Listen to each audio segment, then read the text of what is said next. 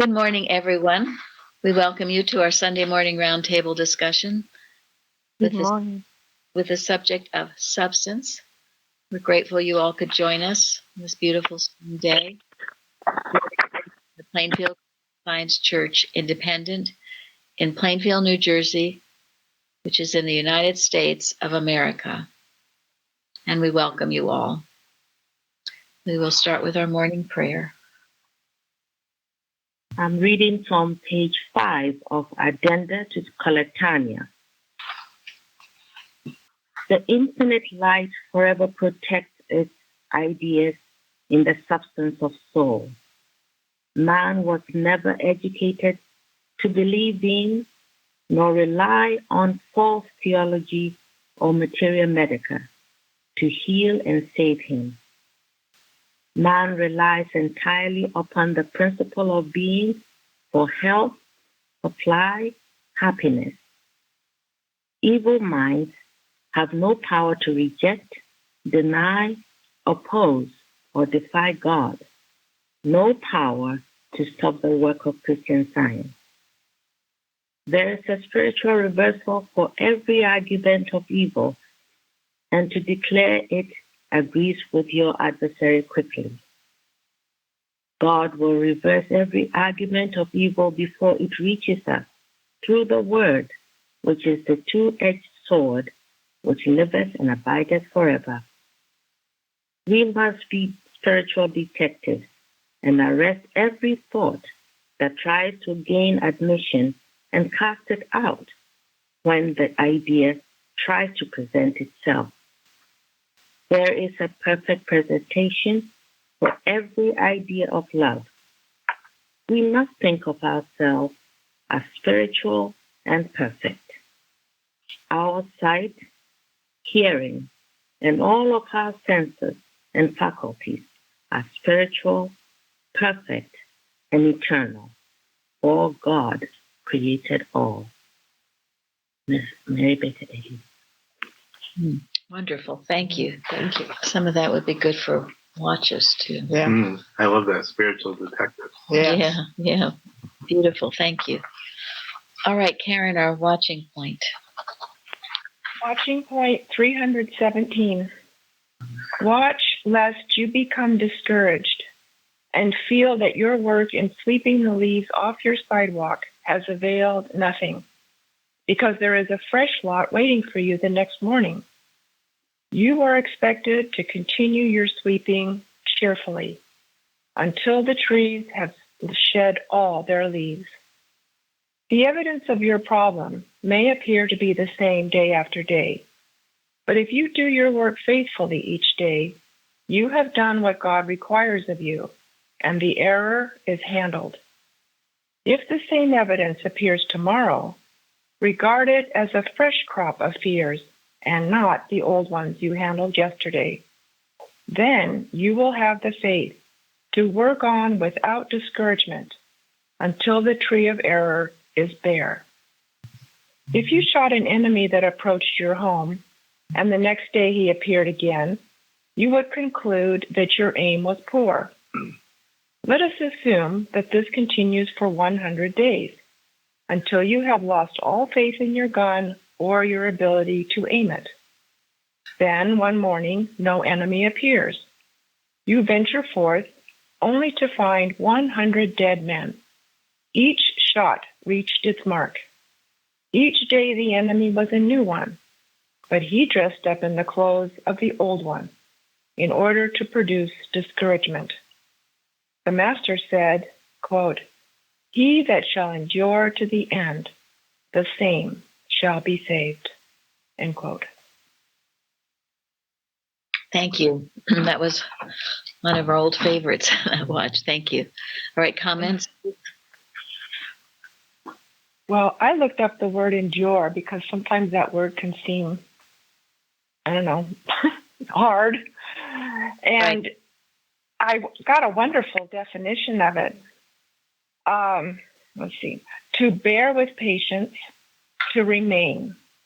And then I love this one, to abide. So we know, we're told here to stay in the Father's house Abide with me. Abide in my one-ment with God. So I said, he that shall abide in that one-ment with God to the end, the same shall be saved.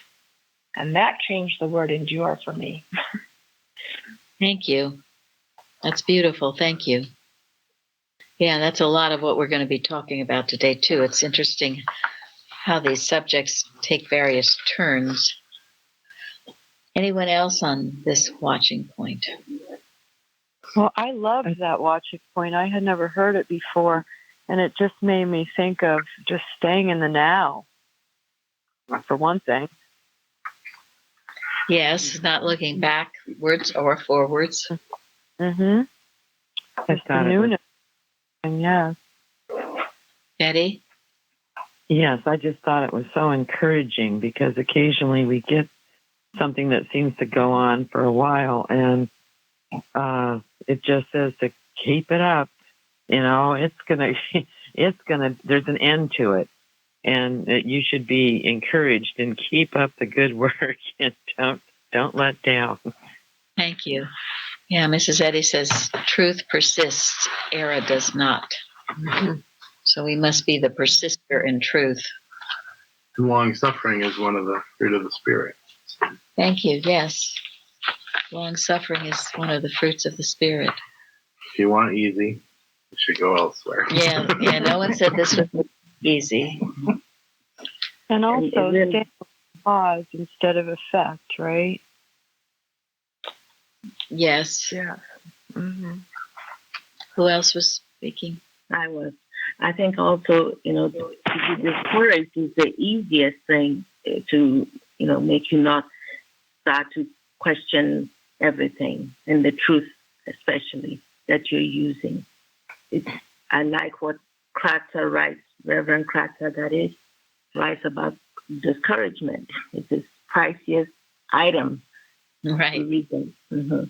It's so easy to be discouraged if you here again, oh my gosh. And then you get all discouraged and, you want to give up. How can you give up? So I think it's important to stay. But I also love Martha Wilcox's article. It's on the carousel about having the correct viewpoint. Because if you have that and you determine never to swerve from it, then you're seeing, even though you're being presented with all these false pictures, you don't swerve from the perfection, the spiritual perfect viewpoint that Jesus used. Thank you. Beautiful. Yes. And I think it was years ago, I believe it was Shahida. She sent us that article. It must be from Kratzer about the devil's favorite tool. Yeah. Oh, the devil's auction. Yeah, the devil's auction. Yeah. He would sell everything, but he didn't want to sell discouragement because it was a wedge. It was a wedge. Yeah. That was how he could get into, he could do great mischief with discouragement. The good article, and it is on our website. Yeah. The devil's auction. Anyone else? Well, this is a very highly important watching point, which is, I guess, why we would get it so often. But I can say from my own experience, day after day after day, thinking I was making absolutely no progress. And then it is like unwinding a terrible chain full of kinks and chinks. But eventually it just all opens up. And it will. And it is so true. It's not the same problem. You just keep working at it every day. And it's encouraging to know it's not. And each day you're clearing off more leaves from your path and making progress. And Mrs. Eddy says, if you are striving and working, you are making progress. Never, ever doubt that. It's only when you stop, when you don't strive, you don't pray, you just, oh, well, whatever. Then probably you're backsliding. But as long as you're working at it, and it doesn't matter what the physical evidence appears to be, you are making progress. And you know about this? It's almost like the frozen river. Yes. Also on our website. Thank you. Yes, the frozen river, beautiful. The sun would keep shining on that ice. Then it would seem at night it would build up again. Then the sun would come out again. Eventually, it all breaks up and floats away freely. Ingrid? And about thank you. And about the devil's auction, we can replace that with anything, discouragement, but we can say hatred. We can say dishonesty, whatever. It's been so wonderful to replace that with any other letter, or it works. Yes, that's it. So we're not fooled by the negative suggestions, as has been brought out often, but the mortal mind is a killer. That was Mrs. Evans who told us that. It will kill. You don't want to get into those things that mortal mind says, whether it's discouragement, negativity, doubt, fear, hatred, lust, whatever. Apathy. It's a whole list of them. When you start feeling that way, rouse yourself and get out of it quickly. Okay, who wanted to speak? No, I was just going to say that's why Mrs. Eddy talks a lot about persistence. And it's just like with anything in life. If you do something once, it doesn't really make you the master of it. It doesn't make you the master of your profession or your sport or anything else. You have to continually work and be persistent at whatever you do. And then that's how you become a master of it. Thank you very much, because that leads into really what this lesson is going to be mainly about, persistence. Wasn't sure how it ties in with substance, but it does actually. It ties in very well with substance. So thank you. Life, truth, and love are substance, and truth persists, and error does not. Yes. So the word substance, what does that sort of mean to you? Enduring. Endearing or enduring? Enduring that can't be, there's no decay, there's no destruction. It's immortal, immutable. It just cannot be destroyed. It's just forever. And that which is material is not that. Thank you. The enduring is substance. Yeah. Yes, and that's Science and Health. Number one, substance is that which is eternal and incapable of discord and decay. And it goes on. Thank you. And anyone else on what substance means to them? Well, I was thinking this week about how before I came to Plainfield, I had gone a few years being quasi-atheist, I guess. And during that time, I felt like I was getting emptier and emptier. Everything was getting darker. Everything was getting emptier. And then I came here and it completely reversed. So that's how I think about substance and why there is nothing the other way. Thank you. That's beautiful. Well, that's good. Yeah, because really, substance is what everything is made out of. Right? If something is made out of something substantial, it isn't made. Well, it's interesting because looking up the definition of it, especially in the more modern dictionaries, it will say substance is material, matter. Mm-hmm. But the 1828 says that which really is, what really exists. And something real, not imaginary. And then also means of living, goods. And we do often think of as our substance, as our supply. So all these things are substance. But what I really love, and I'm going to read this to you from Unity of Good, pages 60 and 61, Mrs. Eddy. Mortal mind is a kingdom divided against itself. With the same breath, he articulates truth and error. We say that God is all, and there is none beside him, and then talk of sin and sinners as real. We call God omnipotent and omnipresent, and then conjure up from the dark abyss of nothingness a powerful presence named evil. We say that harmony is real and inharmony is its opposite, and therefore unreal, yet we descant upon sickness, sin, and death as realities.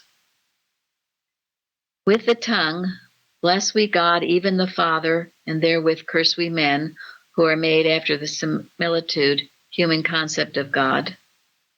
Out of the same mouth proceedeth blessing and cursing. My brethren, these things ought not to be so. It's James 3. Mortals are free moral agents to choose whom they would serve.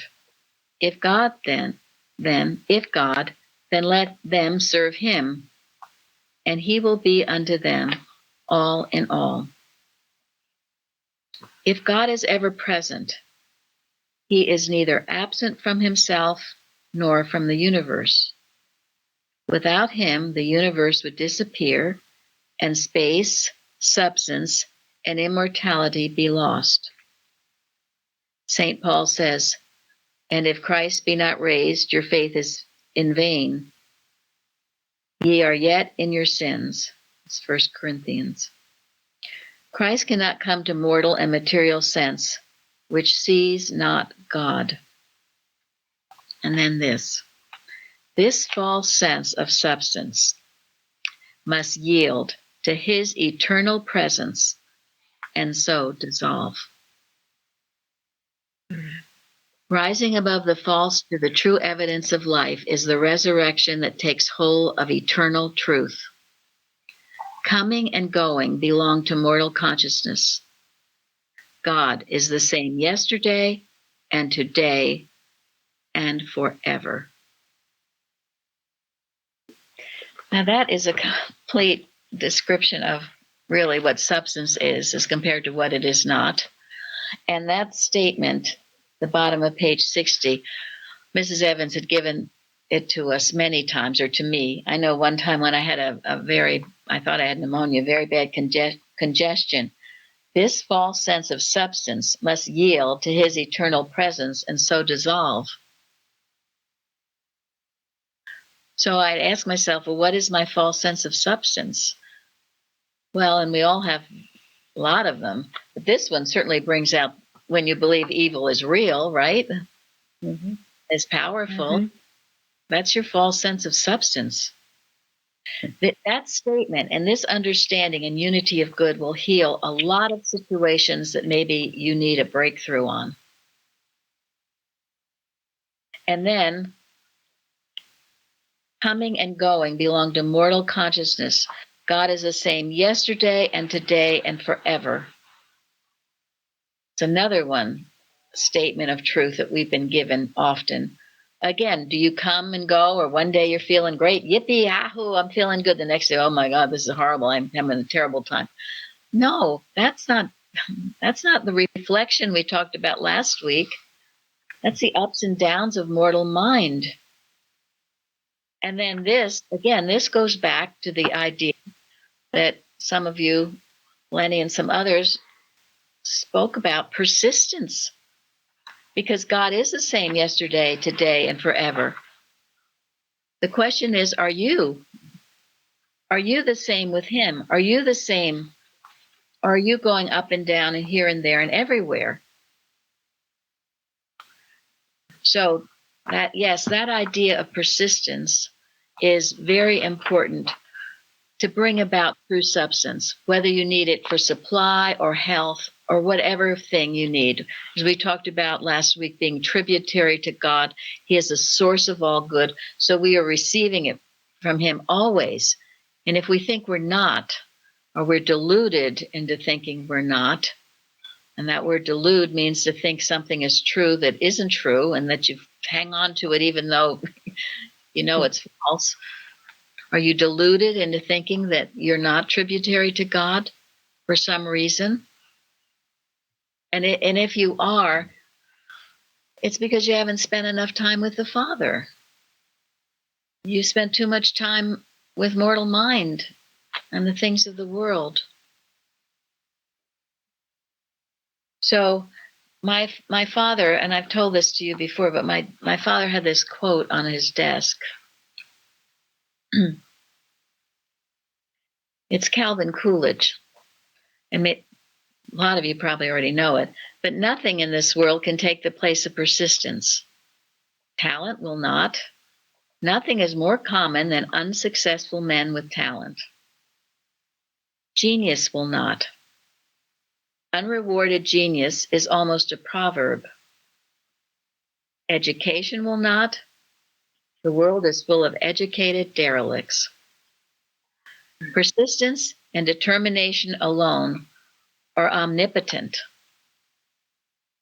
It's interesting he uses the word omnipotent, but persistence and determination. Now, just in my casual observance in the world, I would say all these things he said is very true.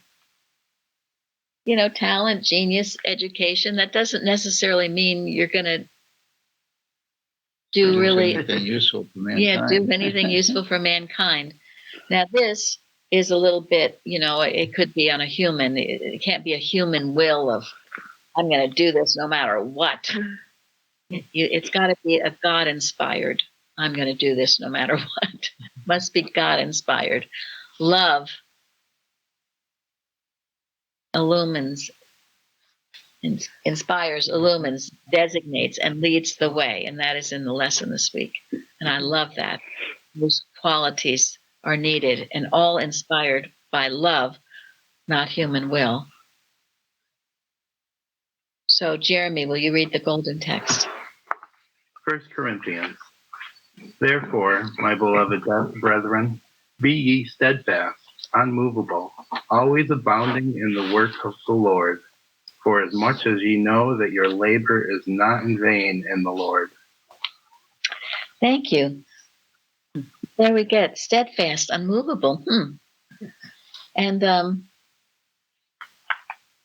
Karen, what was your definition you found on abounding? Well, yeah, I looked up abounding and it said prevailing, and then prevailing said gaining advantage, superiority or victory, having effect, persuading, succeeding. So when you put that in there, no wonder your labor is not in vain in the Lord. Yes. Yes.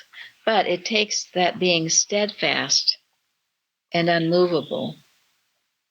Now, I got the most beautiful article again from Carrie by one of my favorite authors, Ella Hogue, which I will also share with you because this is one of the most fundamental things about persistence and being steadfast, is what she describes here. The article is called Steadfastness. How admirable is the quality of steadfastness! Even the most thoughtless will unite in commending that which never swerves from the right, but which clings to good in spite of every attempt to unsettle it. Steadfastness is always needed if one is to be successful. It has been said that the secret of success is constancy to purpose. Steadfastness must also be said to be a necessary accompaniment to every other virtue. For without this element, each virtue would lack that which is essential to its perfection. And then the beautiful quote from Mrs. Eddy about holding thought steadfastly to the enduring, the good, and the true, and you will bring these into your experience proportionably to the occupancy of your thought. I mean, that's maybe one of the most powerful statements there is. Anyway, she goes on, holding of thought steadfastly to good should be and is divinely natural and divinely simple. But to prove this true, now this is the thing of it, we must love God so supremely that in spite of every evil argument to the contrary, and without any thought of what we shall personally gain thereby, we shall dwell steadfastly with God's good thoughts, just for the love of Him and them. That, my friend, is the key to it all, because you cannot do this humanly or with will. You have to have this love for God and for all that is good. If you do, you will be steadfast no matter what. The winds can blow, things can be very miserable, but you will not fail from standing porter at the door of your thought and standing fast, steadfastly. Then it goes on. Then it must follow, as surely as day follows night, that the beliefs in evil will disappear in the irradiance of good understood, adored, and demonstrated. Then we shall certainly be able to speak with the authority to every claim of evil because of our steadfastness in dwelling with the enduring, the good, and the true. We shall have become so convinced of the all power and all reality of good thoughts that the supposititious nature of evil thoughts will instantly be realized. What a goal is this to work for? What a privilege to cling steadfastly to good until all evil shall have been proved unreal. And let us always remember the admonition of Paul. And therefore, my beloved brethren, be ye steadfast, unmovable, always abounding in the work of the Lord, for as much as ye know your labor is not in vain in the Lord. And then a few other things where she says, in order to be steadfast, one must be absolutely convinced that the thing for which he stands is right and true. For no one can continuously support something in which he has not the fullest confidence. True steadfastness, therefore, must be fixed in God, divine principle, since only in absolute perfect principle can be found that which is reliable and true, that which makes for security and strength, that which satisfies completely and permanently every holy desire and exalted purpose. Never to falter or swerve from the incessant and insistent acknowledgement of God as infinite good. Never to allow an argument of error to turn one aside for a moment from the purpose to honor God at all times, under all circumstances. This is the work which all Christian scientists can and must accomplish.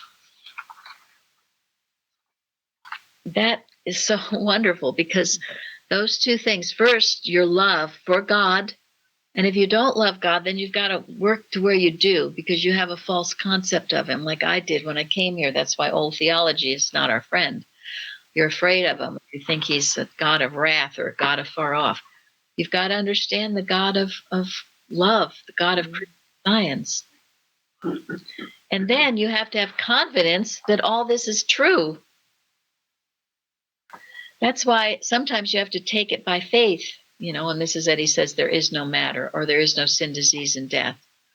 Because it's hard to comprehend all that in one foul swoop.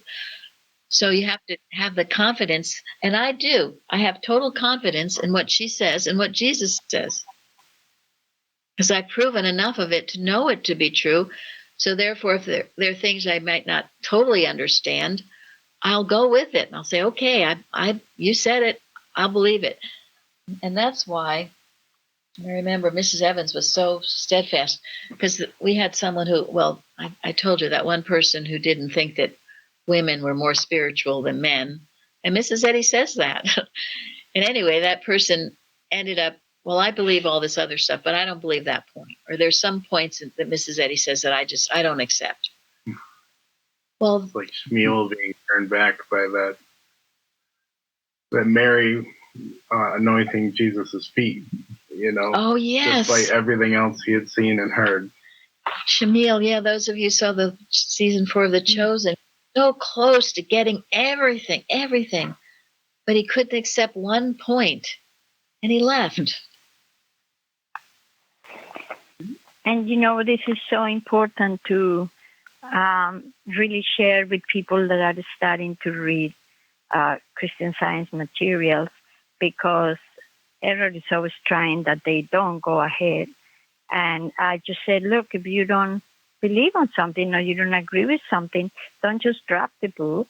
Keep on and know that, hey, I don't agree with this. I keep on because there's so much treasure there. And I think it's very important to make that point that you're talking about to new students. Yeah, to anybody, but yeah. Thank you. I also think that if you really understand who Mary Baker Eddy is, really understand that she's the woman in the apocalypse. She was the one always that God used to bring Christian Science to us. Then it doesn't matter whether you understand something or not. You just have to believe it or accept it because of who the source is. Thank you. Very important. And that is why this is such an important acknowledgement. Thank you. It's a very important acknowledgement. Just as we believe what Christ says because of who he is, we believe what Mrs. Eddy says, what's in this textbook because of what she is. And Frances sent me this beautiful book. She on? She is on. Frances, what was the name of the book? The name of the book is The Light of Prophecy, about Christ Jesus and Christian Science. It has two sections. One on all these quotes is acknowledging Christ Jesus, who he is through prophecy. And the second half, whole bunch of quotes acknowledging Mrs. Eddy as the woman in the apocalypse. Quote after quote after quote after quote.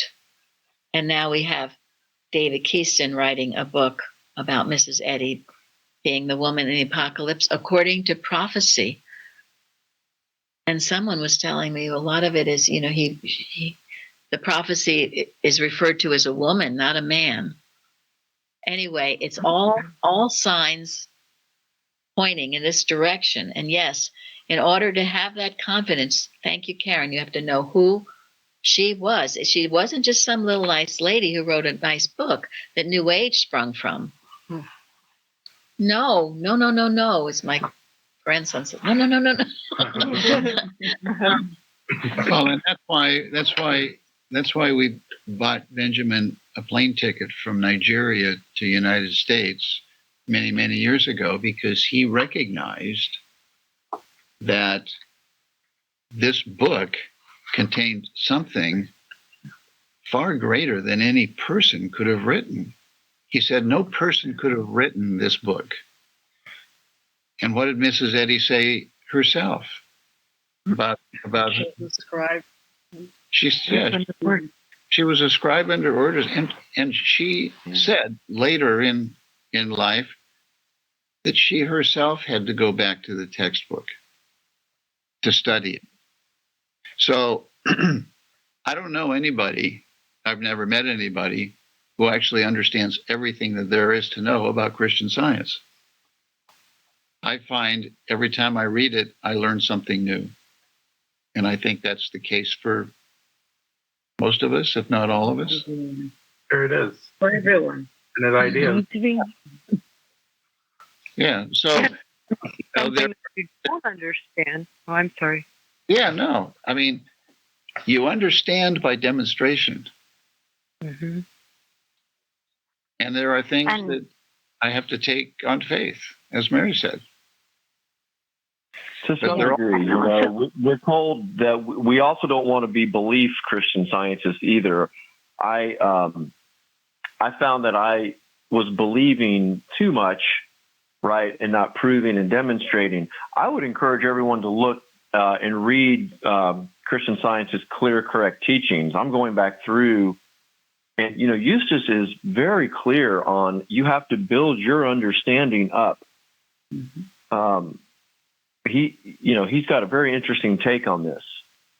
I won't go into great detail here and now, but he thinks you really have to work from your understanding. There's many things you're not going to understand. If you don't understand it, you can't use it.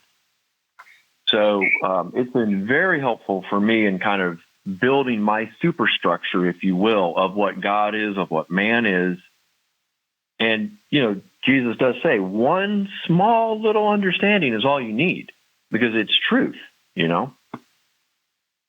Well, and this goes back to the original point of persistence and staying with it, because no, you're not going to get it all at once. We were broaching the topic of why it's important to see who Mrs. Eddy is and to believe what she says, sometimes even if you don't understand. But that certainly doesn't mean we shouldn't work at understanding. We definitely do need to work at understanding. And this is why we do what we do. So consistently, if you will, week after week. And persistently. And persistently, yes. And opening your thought even God for the understanding, right? Because he's the ultimate teacher. And yes, and you have to start out from where you are, what, you know, whatever you do know or don't know, but you start out where you are and you grow on that. And he is your teacher. You shouldn't get frustrated with your growth or get, you know, pushing yourself, because he will unfold to you what you need to know always. And that's and who Miss Betty says makes it easier to know, you know, that you can understand it, just like mathematics. You know that 2 and 2 is 4, so now you can work towards that understanding of it. But knowing that it's true in the first place, because you know the source was God. So that's when you come humble. And you know what, about what was said before, I was going to just remind that what she said, that Christian Science is nothing about blind faith. And I'm just saying this for people that may not know, you know, that much of Christian Science. It's not about blind faith. Everybody was saying how much to love Mary Baker Eddy and to believe in this and believe in that. But let's just make clear that it says Christian Science has nothing to do with the 3 monkeys and blind faith. Thank you. The 3 monkeys, yes. You're no evil. Yeah, no, thank you very much. Yeah, because it's gotten a reputation. She said it. Yes. Oh, she said it. Good. Well, thank you. Yeah. Yep. Yes, it has nothing to do with that. It is understanding. But at the same time, when Mrs. Eddy asked someone to do something and the person said, no, I don't understand that. And she said, well, you obey before you understand. Mm-hmm. And we have found obedience brings understanding. So some people will get, you know, I'm not going to do that. I don't understand it. Sometimes you have to go ahead and do the best you know how, and you will get where you do it. Oh, now I get why I was supposed to do that. Now it makes sense to me. So all of this requires, yes, being under the hand of God and demonstrating it. There's no fast or hard rules to this, but it is a science. It is a science. And we do have to run experiments, you know, and try and fail. And, that's right. You know, thank you. That's a good way. Run experiments. That's it. Right. And that is why, as someone just said, humility is the lens and prism. Good point. Without humility, you're not gonna get it.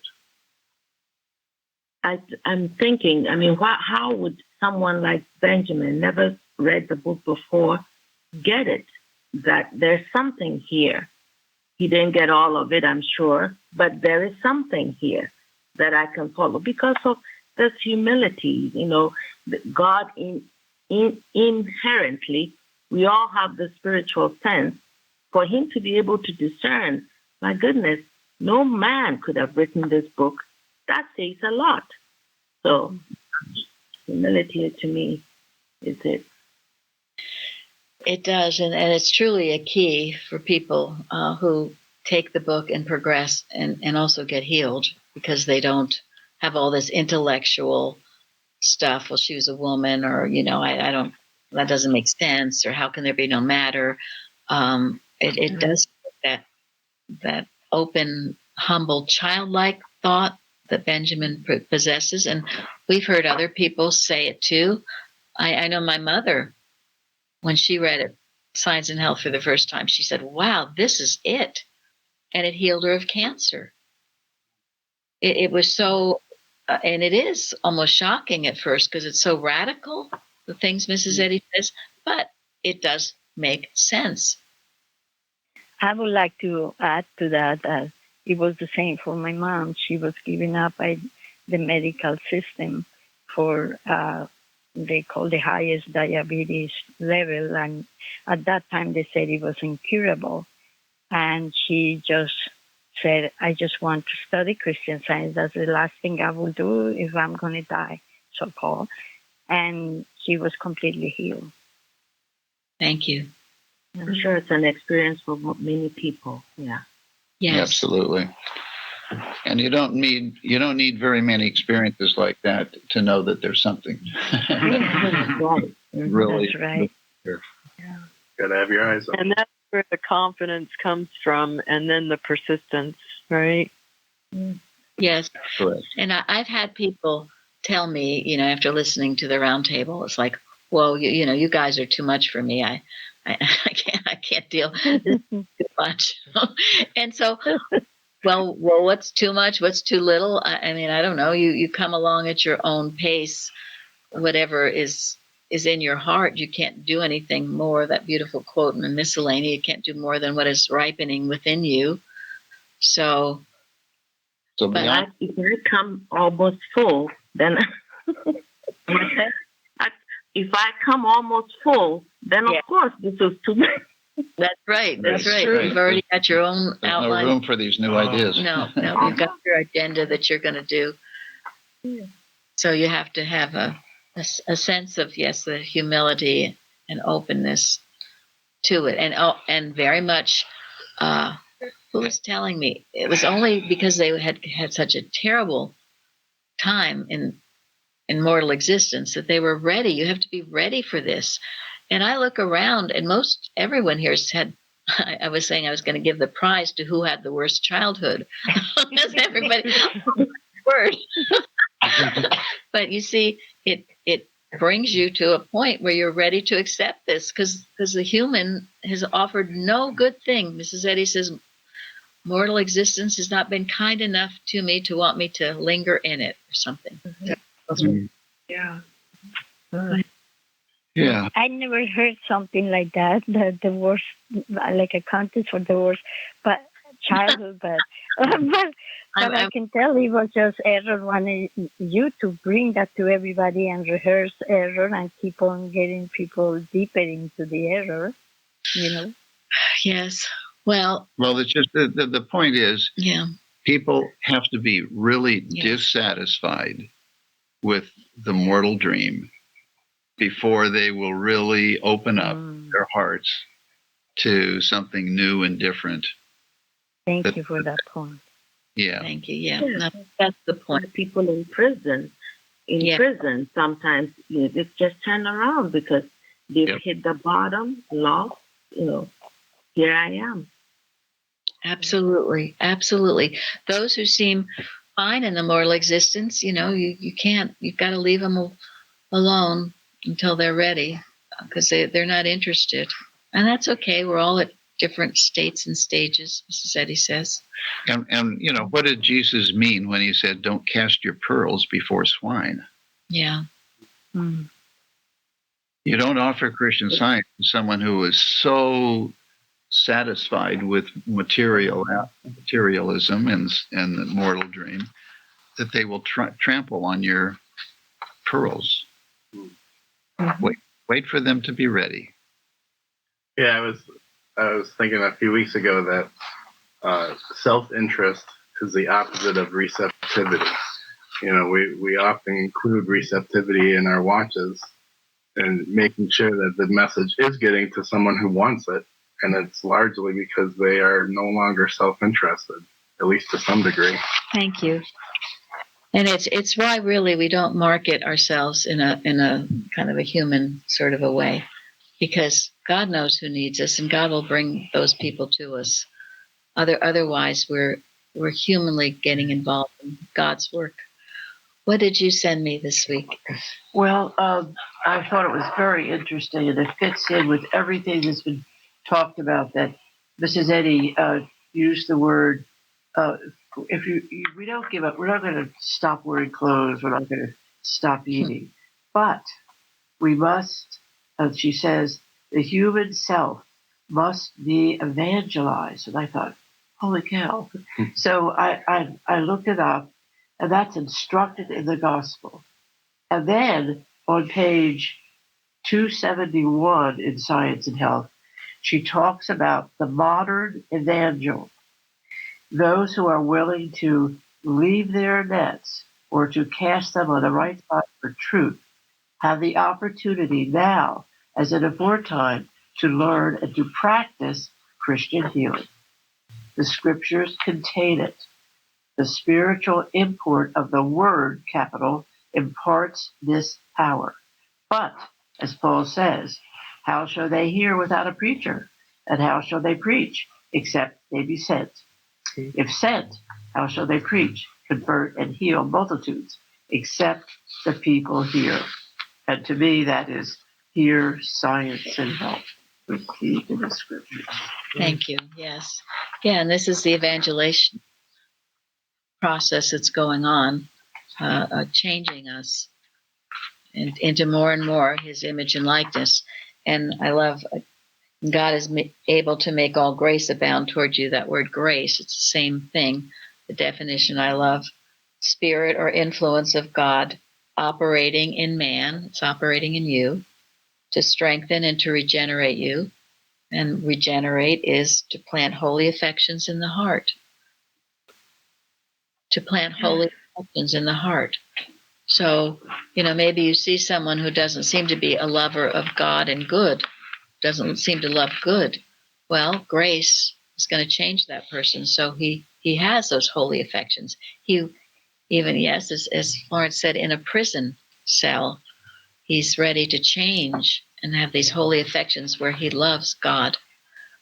Before you go, Jeremy, read the responsive reading 15, first one.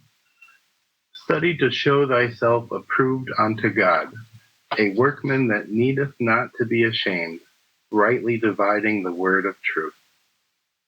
Thank you. And Carrie sent me a few articles about being a workman and how important that is. And one very sobering by Blanche Hersey Hogue, a workman approved. It says, to the onlooker, Christian Science appears no better in any community than the Christian scientists themselves appear. He who knows little or nothing of the teaching of Christian Science is very likely to judge it by the conduct of its adherents. But then she goes on, that people who have not understood the science and have been observed, they have not been a workman. They have not been persistent. They haven't really read the textbook. They haven't really done these things we've just talked about for the last almost hour. And then they turn people off to the science. And isn't this what we have seen? And we're left to pick up those pieces. So please, if you're going to name the name, get on your knees and walk the walk. It takes all this work. And if you're not interested, that's okay. Then don't pretend to be something you want to be. But you must, don't claim to be a Christian Scientist. Yeah. Please. Yeah. And I, that goes for, I'm speaking of myself. And Mrs. Eddy says in Science and Health, if the student goes away to practice truth's teaching only in part, dividing his interest between God and mammon, and substituting his views for truth, his own views for truth, he will inevitably reap the error he sows. Whoever would demonstrate the healing of Christian Science must abide strictly by its rules, heed every statement, and advance from the rudiments laid down.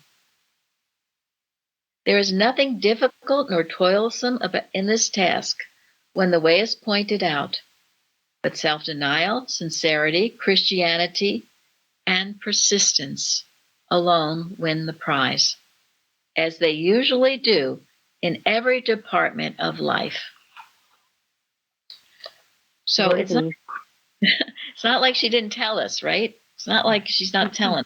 Right there. Yeah.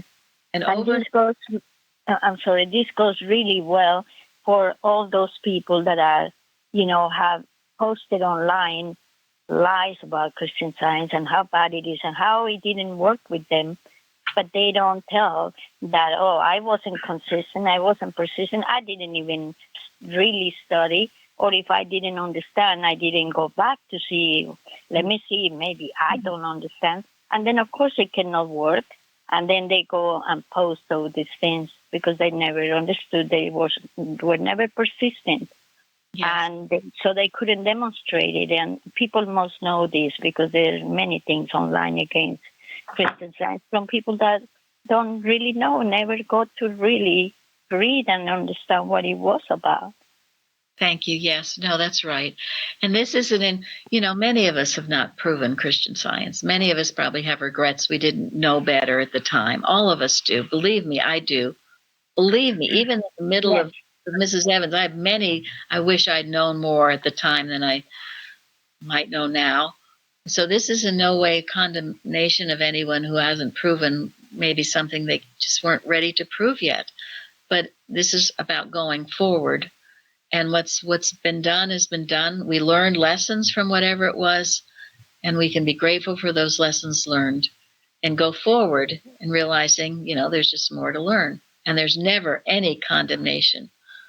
And we have been taught here and taught well that if a person does pass on under Christian Science treatment, that person is far, far, far ahead, light years ahead of where he would have been, he or she, if they had not had those prayers going out. It's a very important thing to know. So if you were praying for something or some situation and it didn't work out, whatever the situation is far more advanced than it ever would have been if those prayers had not been given. And also, in the lesson, good demands of man every hour in which to work out the problem of being. Consecration to good does not lessen man's dependence on good, but heightens it. Neither does consecration diminish man's obligations to God, but shows the paramount necessity of meeting them. Again, it's over and over on this lesson, and this is how to prove true substance, what's real and spiritual. And so we will end now. This is an article written by Irving Tomlinson entitled The Nearness of God from a 1904 issue. And he writes, I have been helped of late in thinking of the nearness of God. In Isaiah 55, we read, Seek ye the Lord while he may be found. Call ye upon him while he is near. The Christ was foretold as Emmanuel, God with us. And through the help given us in Christian Science, it is our blessed privilege at this time to prove that God is with us. God is indeed near us when we truly know him and reflect his love. The psalmist says, For that thy name is near, thy wondrous works declare. When our eyes are open, we find God near in the bending heavens, in the opening flower, in the love light that shines forth from the child's eyes. Let us train ourselves to know that God is near when two hearts beat in kindly sympathy, when a true word is spoken to an open ear, when a loving deed of kindness is welcomed by a grateful heart, when selfishness gives way to sacrifice, and pride falls before humility, when resentment is banished, and brotherly love floods the heart. As the poet says, then, brother man, fold to thy heart thy brother, for where love dwells, the peace of God is there. To worship rightly is to love each other, each smile a hymn, each kindly deed a prayer. And that's John Greenleaf Whittier, hymn number 217. Thank you all so much for joining us today. Thank you. Thank you. Thank you.